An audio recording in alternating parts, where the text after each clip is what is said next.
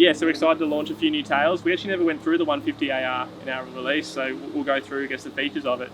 But it's our 150 centimetre squared all-round tail, and it is I get Mark to talk about the design of it, but I've loved it for pretty much everything from downwind to surfing to winging. And I guess when you've only got one tail, you certainly get used to it. And it's truly an all-round tail, so I've used it in everything. It's all I've had. But we're happy to release a few more. We got a 142 and a 158 tail, and obviously they're just 8 centimetres squared bigger and smaller.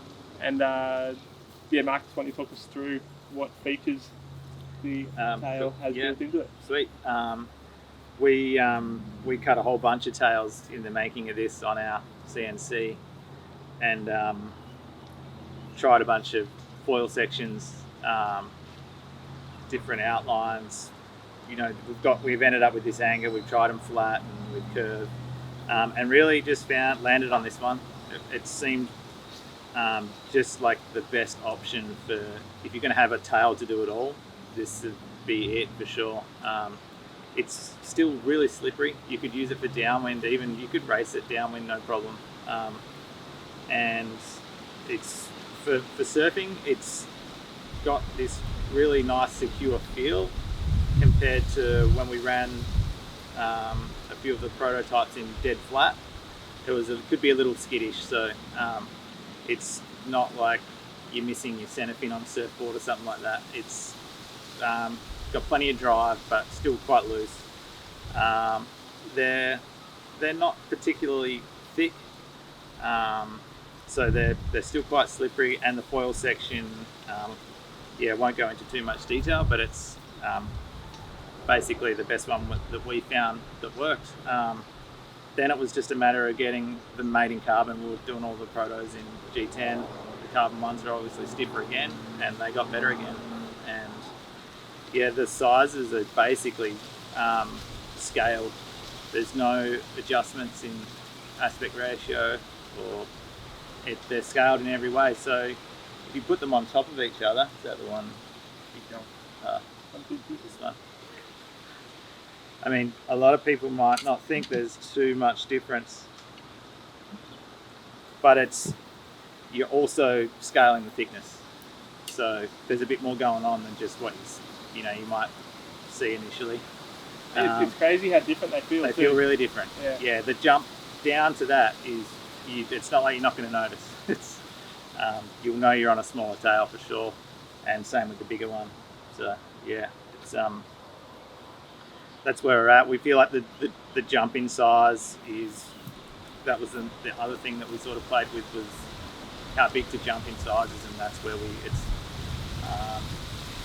can't remember off the top of my head, but I think it's about a 12% jump and fall in size, and it just seemed to work good. It was any more or less was too close or too far. It was the right amount. So I think it's just adds that level of adjustability to your ride, which everyone wants. Everyone's different. These are designed to just pull out of the box, set up, go foiling, and you'll feel a really nice balance. For people that do want a shim, you can print out a shim off our website, and basically that is, I guess, what people call negatively shimmed. So it flattens out your tail. It will give your setup a little bit more speed. So it's flattening out this way. So basically it's less drag. So for example, downwind here the last few days it's been pumping. So I think Marcus and myself have set up with 1/2 degree of shim just to give us a bit more speed, like in the bigger bumps. So yeah, I mean that's an option, but it feels really sweet straight out of the box. So yeah, I've been running it. I've been running no shim. Yeah. I've tried the shim, and it definitely goes faster, but I like the way it's trimmed for a little bit more power. Yeah, like kind of pushing it squirts back up at you. So there's definitely speed to be had, but I want to be more maxed out, so I've got more options to take. And it's the same in the surf. You have the option. You want to have like glide and more speed, but a little bit less sort of front foot, I guess. Yeah, but yeah, that's so the shims will be available to print. Yeah, anywhere in the world you can download the file and I think get it's someone to important print it. Not to overcomplicate it too. It works so good without it. and we only offered a 0.5 because you can shim till the cows come home, and I know people do, and you can really upset the way it feels. We designed it and got the angle so that it was pretty much where we felt was perfect and 0.5 degree, so that it's that simple. We don't want to talk about relative angles or anything. It's all different depending on foil sections. People really are confusing themselves out there. So we want it to be easy. We want you to be able to fly it, bolt it together and go foiling. If you want to shim it, you got one option. Besides that, just use it and see out of the two options what feels good for you. But what I tend to do instead of shimming is if I want more speed, I use a smaller tail. And if I want less speed and like more, I guess, like slower feel, I use a bigger tail.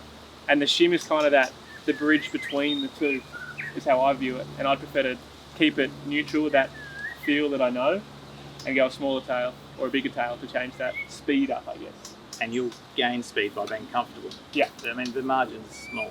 Super small. Yeah.